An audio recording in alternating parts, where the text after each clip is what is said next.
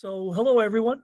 I'm David Monroe, CEO of Awee, and welcome to this interview with Imran Ahmad, Senior Partner, Canadian Head of Technology, and Canadian Co-Head of Cybersecurity and Data Privacy at Northern Rose and Fulbright.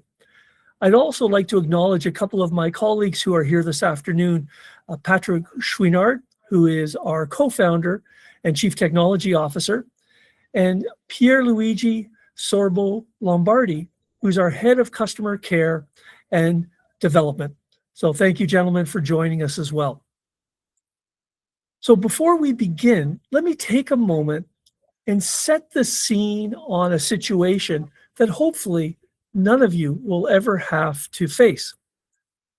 Imagine that your dental practice is operating as usual. Patients are in the treatment rooms, receiving care, while others are in the waiting room. Everything seems to be going well until someone comes to inform you that your patient's information is no longer accessible. A message stating that the data has been encrypted has appeared on all of the clinic's computers. So in a scenario like that, how would you react? Would you be able to make the best decisions for the future of your practice? Or would improvisation possibly lead to mistakes that could prove costly down the line? We're currently here with Imran Ahmad to share his advice on how to prepare for such a situation and benefit from his over 10 years of experience in managing such crises in small and large organizations. Imran is here with us to guide us in preparing for situations like this. Thank you, Imran, for joining us, and welcome today. Thanks for having me, David. I also wanted to take a moment and thank all of our registrants. We had over 50 dental clinics across the country registered today. Some are in attendance, and those that registered that couldn't attend will be receiving the recording. So we thank them for joining post-webinar as well. It is because of dental practices like yours that we can all make this industry a little more digitally safe, one dental practice at a time. So let's jump right into the questions, Imran, and we look forward to the insights you're going to share. So as mentioned, your career began in cybersecurity back in 2016. You're one of the pioneering lawyers specializing in this field. Could you tell us a little bit about how you got started and how you developed this interest at that time? So David, thanks again for the kind invitation. I'm really looking forward to this conversation we're going to have. Actually, it's a pretty interesting story. So I've been practicing for 20 plus years now. I started out as a technology lawyer, and it's a great story where at one point I had a client from the US who was expanding into Canada, and they had a breach in Canada. So these are early days. And because the Americans back in 2016 and even before that were slightly more ahead in terms of the cyber readiness and cyber impact, just because they're more litigious, they started calling me and said, Imran, what are we supposed to do with this breach here in Canada? What are the local requirements? Mm-hmm. So we put a team together to deal with the incident. And it included not just myself and my lawyer colleagues, but also other folks who were required to deal with the incident, like forensic investigators, ransom negotiators, and so on. Luckily, the outcome was a positive one in the sense that nothing really came of it from a liability or legal perspective. But it got me thinking that the cyber thing seems to be really serious, and the Americans are on it. There's a high chance this may make its way here to Canada in a more meaningful way than it is right now in the legal space. So I went to my managing partner and I said, we should have a cyber practice law. And I won't lie to you, early years, this was not a hot area by any stretch. It was more of a theoretical risk, and people thought, well, you know, this is more of an IT issue, not so much of a legal or other type of issue. Sure. From a risk perspective. But then three incidents happened that were very critical. You may recall the Sony breach, Home Yes, Hardware, I do. and Target, very public. But what was unique was for the first time, you had senior executives of those companies that lost their jobs, primarily because of how they managed the breach. And so that became really, really evident. And all of a sudden, it like a hockey stick took off in terms of cyber issues to be ready and how serious should it be.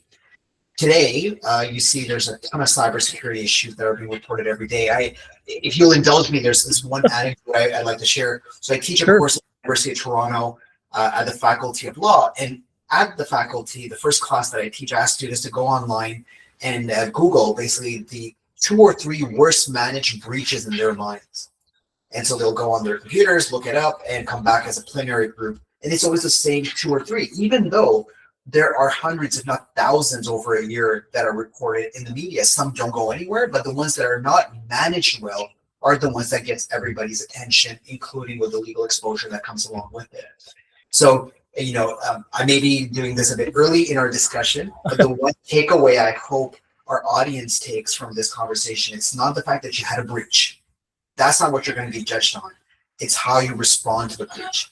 If you are doing the right things in the right sequence and are deemed to be appropriately managing the incident, you will come across much more effectively. And candidly, there will be less of an exposure for you at the end of the day. That makes complete sense. In fact, we were in a conversation with one of the dental associations recently, and they were sharing with us insights about how concerted these cyber breach efforts are becoming and how coordinated they are becoming by criminal groups. And in fact, specifically targeting dental practices. So this couldn't be more timely than what we're doing today. So to begin with, as we kind of jump into the questions, I introduced a ransomware attack scenario, taking place in a dentist's office. I know that this scenario occurs, quite often in businesses, but could you tell us a little bit more about how many incidents your team deals with annually? Yeah, it can be a bit scary. So I'll just caveat that some of the incidents are really small and some are very massive. So I lead a team for your audience who may be less familiar with myself and my firm. I work at a firm called Norm Rose Fulbright, which has about 52 offices around the world. It's a global firm with over 3,000 lawyers. In Canada, we have 600 lawyers, of which 25 are 100% dedicated to cybersecurity work. So it's the largest cyber team from a legal perspective in Canada. And globally, we have 150 lawyers. So we have really good visibility of what's happening around the world from Asia, Europe, US, Canada, pretty much across the spectrum. And when we look at these incidents, of those 500, they vary. Some are going to be your traditional, I'm sure we'll get into this, ransomware type attacks where data is locked up essentially, and a ransom or an extortion payment is being demanded. In other cases, just the data that's been stolen, they want a payment. Or in more common cases would be a business email compromise where data is simply, or rather the mailbox is taken over so that data can be accessed for financial fraud purposes. And that has a lot more complexity, which we can talk about in the Q&A a bit later. So we see a variety of things. In a way, it's good because when we are industry agnostic, meaning we do have expertise in public and private, regional, and across industry types, we can see what kind of attack vectors are being used across the country and globally as well.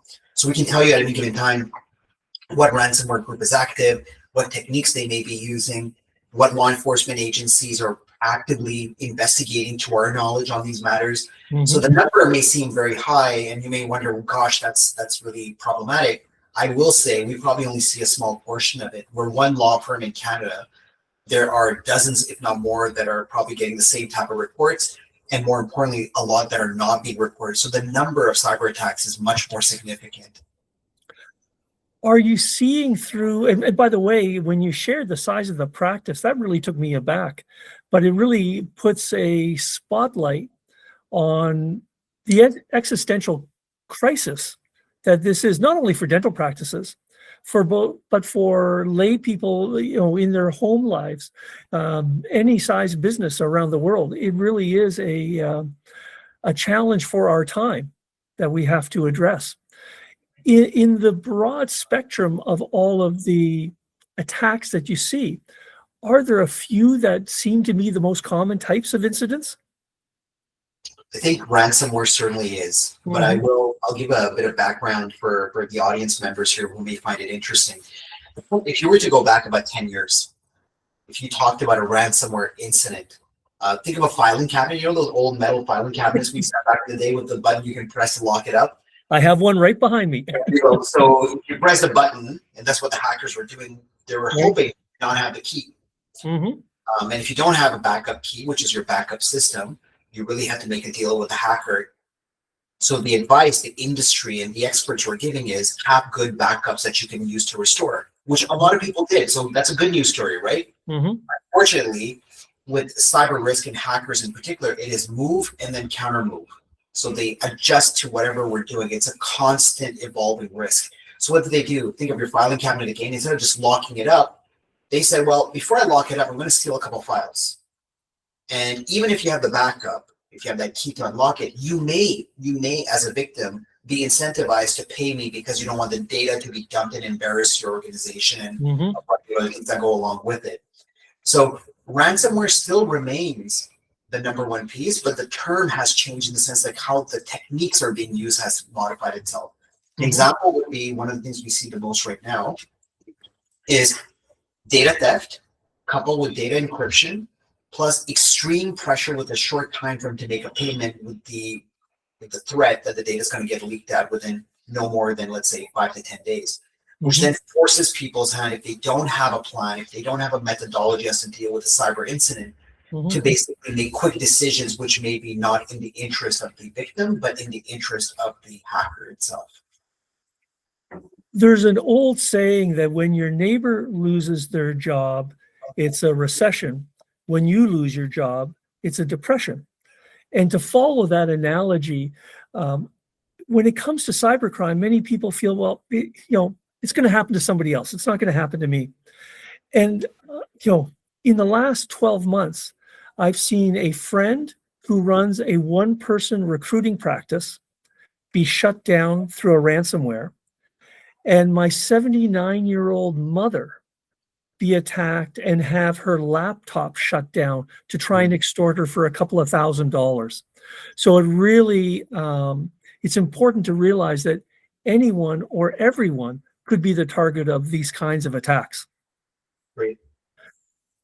In your opinion, what are the 3 most serious mistakes a leader could make? Because we've talked, about the decisions that need to be made and the potential for improvisation and what that can lead to. So, there's been CEOs and business owners who were simply not sufficiently prepared to deal with such scenarios.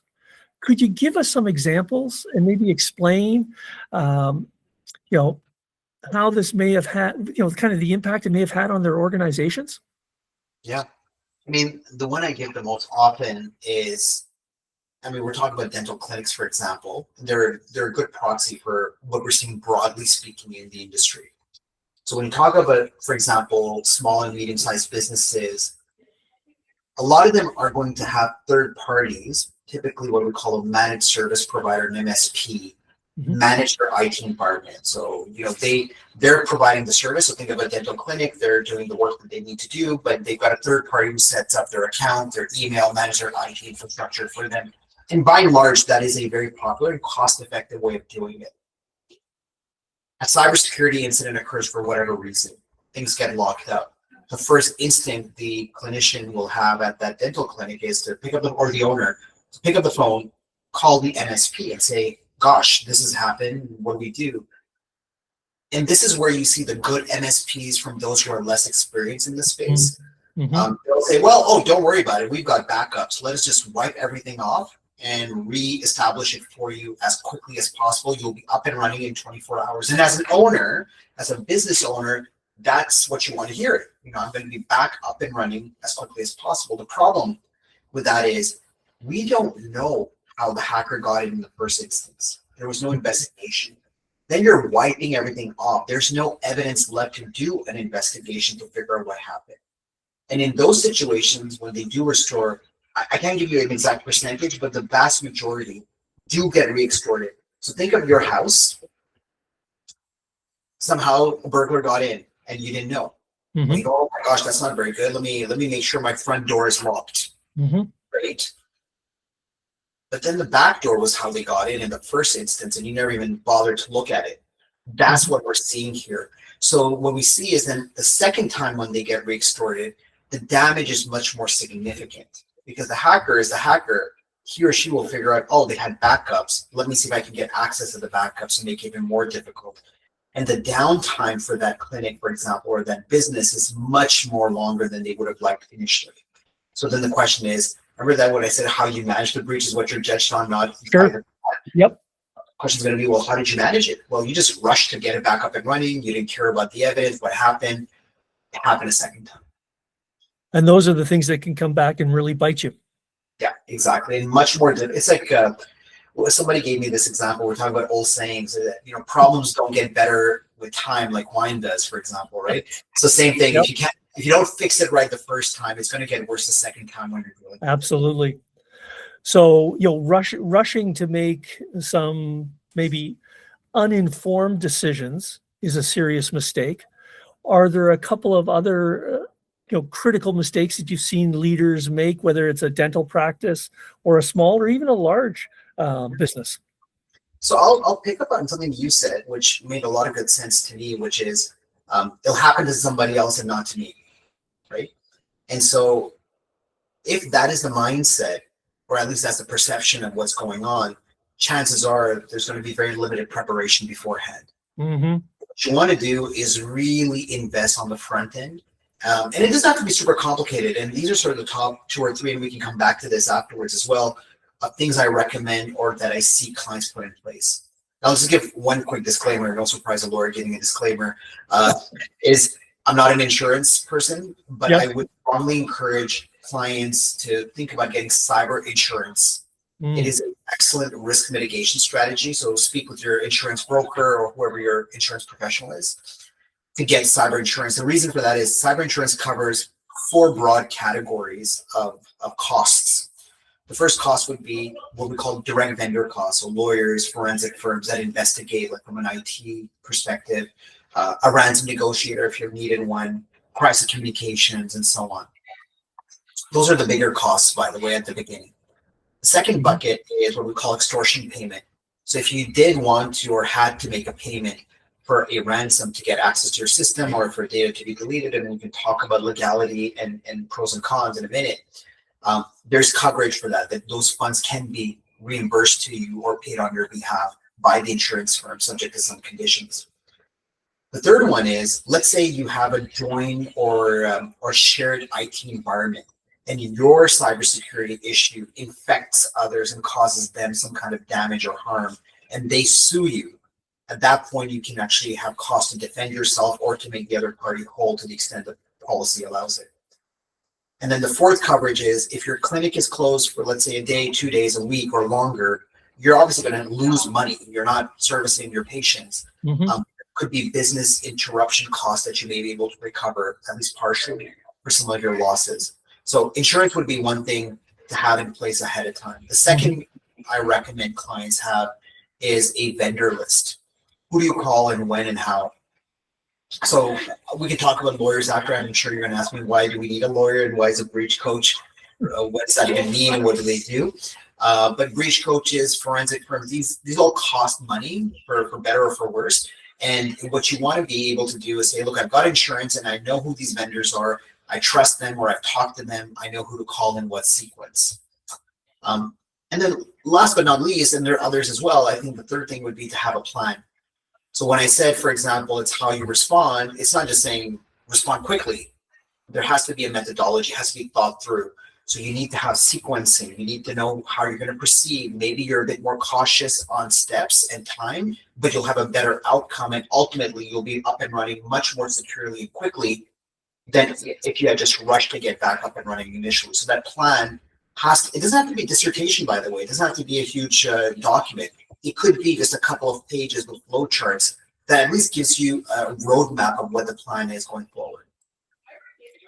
So you've given people some great insights and perspective around the mistakes that can be made and some of the planning that, if they put these kinds of tools and these services in place, it's going to be a much better environment to deal with these challenges when they arise. So beyond those lessons learned in the legal aspects of those kinds of situations, there's also the side that's rarely discussed, and it's the psychological distress. It's caused not only for the dental practice owners and managers, but also for employees and perhaps the patients too. Could you tell us a little bit about the potential human impacts on an organization and who it affects? I feel like we're feeding on each other in terms of the sayings we use. You said earlier, when my neighbor loses their job, it's a recession. When I lose or I get impacted or lose my job, it's a depression. When your business, if you're as an owner, or as a co-owner, as an office manager, or what have you, is impacted, it is serious. I've seen very accomplished, fantastically intelligent and impressive individuals, when it comes to their business being shut down and not seeing necessarily the light at the end of the tunnel right away, breaking down. It can be quite stressful. I've seen employees who, when they see that big screen pop up says your data has been locked up and we have it and we'll dump it, who morally and ethically say, well, do I have an obligation to do something here? I feel weird waiting to say something, especially with customer or patient information.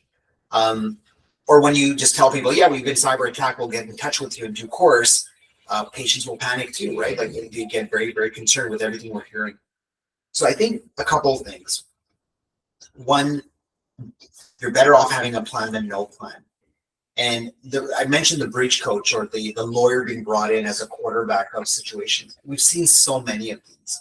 And sometimes you just need a steady hand on the tiller that's objective. I give you an example. A client, a small and medium-sized business, they had a ransomware incident. The client initially didn't have insurance, didn't have a lawyer, nothing of that nature for cyber. And there was an email. There was a ransom note that was left with an email address saying, contact us at this Proton Mail email address, which is often used by hackers. And their initial reaction was like, okay, let's see if I can contact them because they're saying they can give me a key. And they proceeded in doing that. The problem is these are criminals. They're, for better or for worse, trained criminals to put psychological pressure, saying your business will be destroyed. We will leak the data. We will embarrass you. We'll do a variety of other things. You want to take the emotion out of that. You want to have experts, and this is what the insurance piece was, having a ransom negotiator, for example, being brought in, who knows the tactics, who knows how to push back without having the situation go offside, and a variety of other things if you decide to make a payment. So I think that preparation piece to guide the client, having that sort of objective view, while at the same time the understanding that it matters to them, like not to minimize it either, like it's a rinse and repeat kind of incident, is really critical. And I will say the last thing, at the end of the day, our former Prime Minister, Brian Mulroney, said this line a lot as well, which was, this too shall pass. There is always a light at the end of the tunnel. So no matter how bad the situation is today, at some point, people do rebound, and businesses in particular do rebound, and I put dental clinics in that category, or other clinician type of businesses in that category as well. Early in my career, I had the opportunity right out of college to work for a very large organization, AT&T.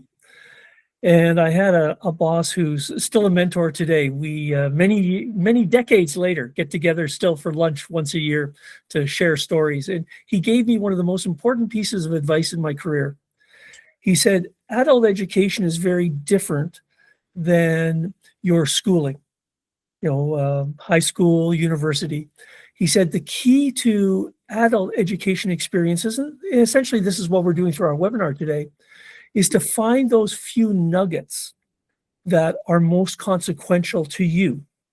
And I'd like to help our audience in that respect. And are there a couple of things, if they only take away a couple of things from today's session, what would you recommend that they do when they get to their practice on Monday morning? Right.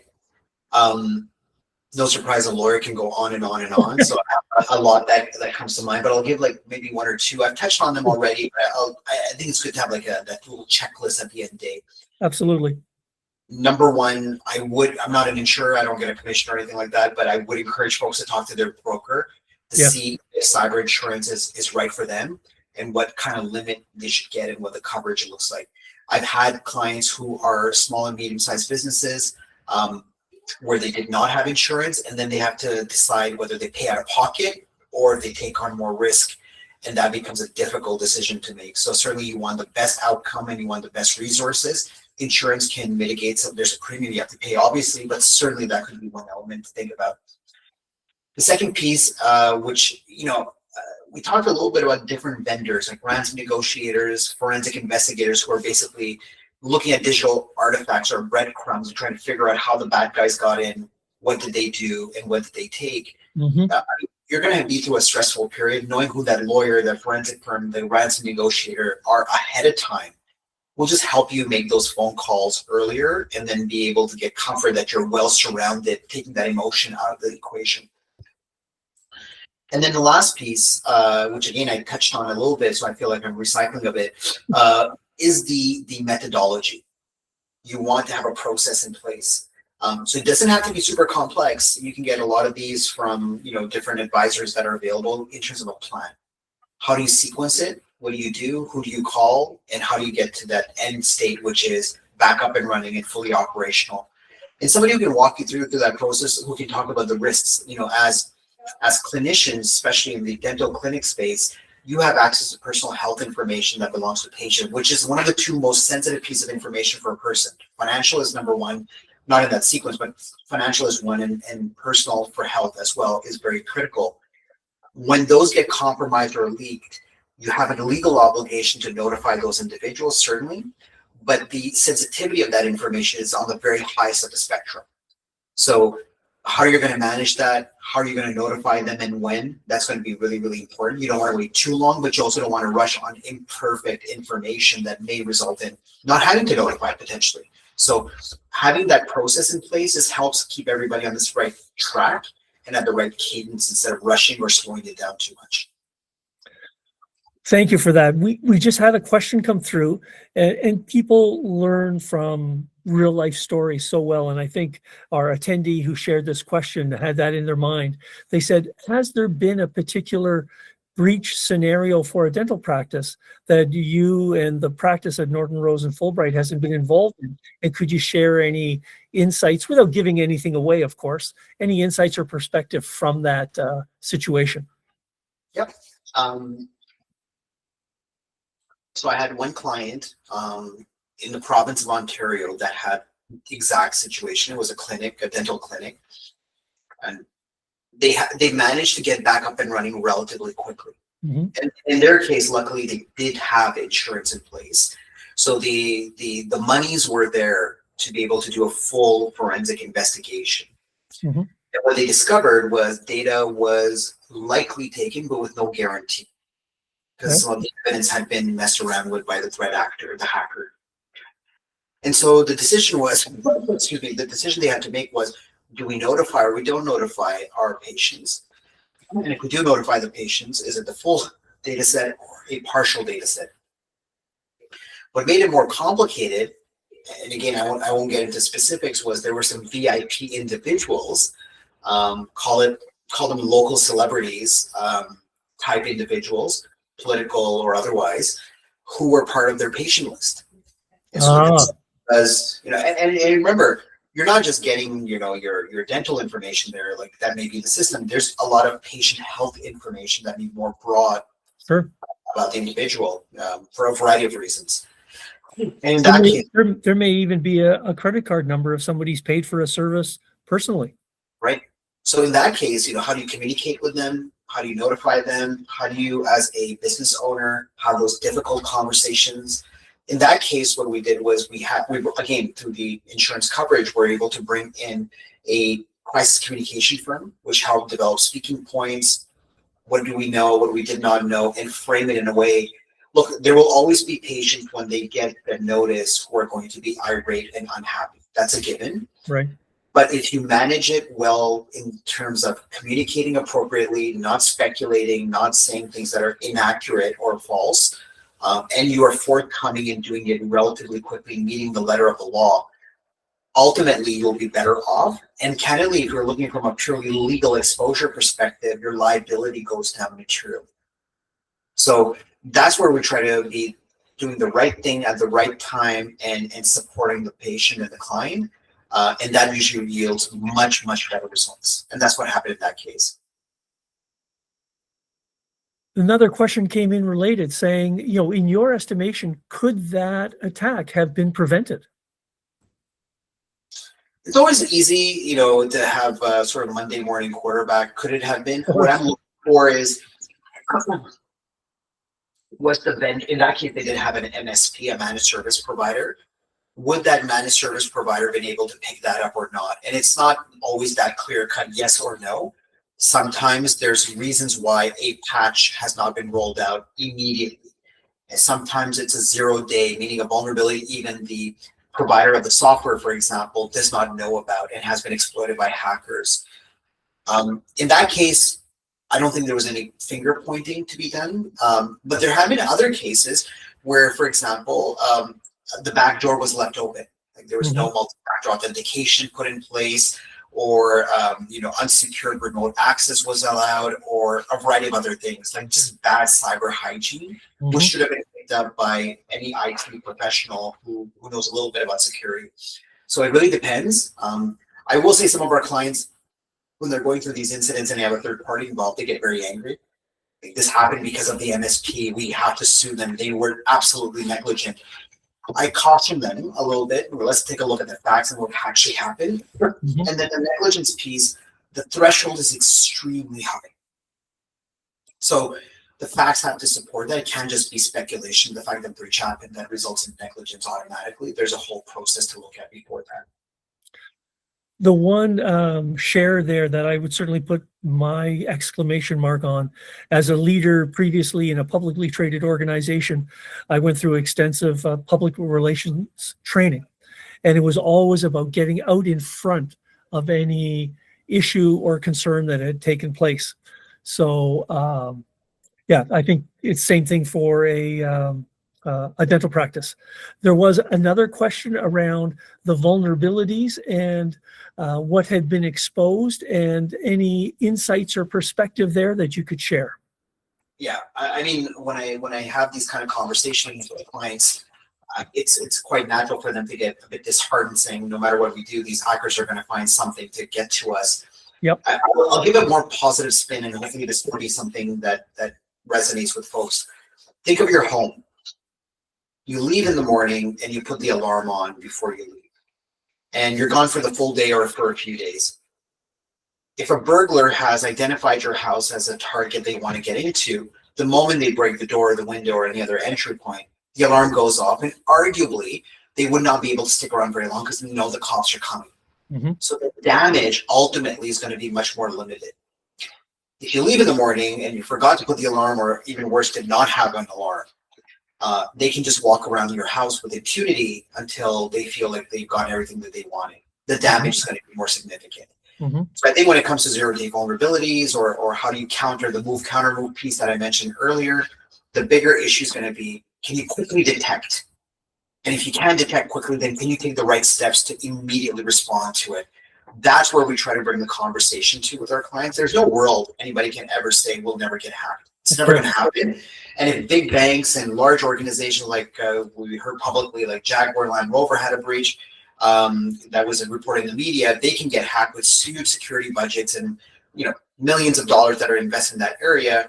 For other companies that may have lesser budgets, or organizations with lesser budgets, it'll happen as well. Again, how can you detect quickly? How can you respond quickly? And more importantly, how can you respond effectively so you're judged positively on the situation that you dealt with, notwithstanding circumstances? Well, I have thoroughly enjoyed today's session, and I didn't even realize that we were already over by a few minutes. So a huge thank you, Imran, for your time and valuable advice. We hope that our listeners, both those who attended and those who are going to listen later on, never have to hire you to deal with a security incident that affects them, but that they've gotten some takeaways today that they'll follow your advice to avoid the worst. It was a pleasure once again to share this moment with you, and thank you to all of our dental clinic participants today. We hope you took away key action items to make your dental practice more digitally safe for all involved. Thanks, everyone, and have a great weekend. Thank you. Bye-bye.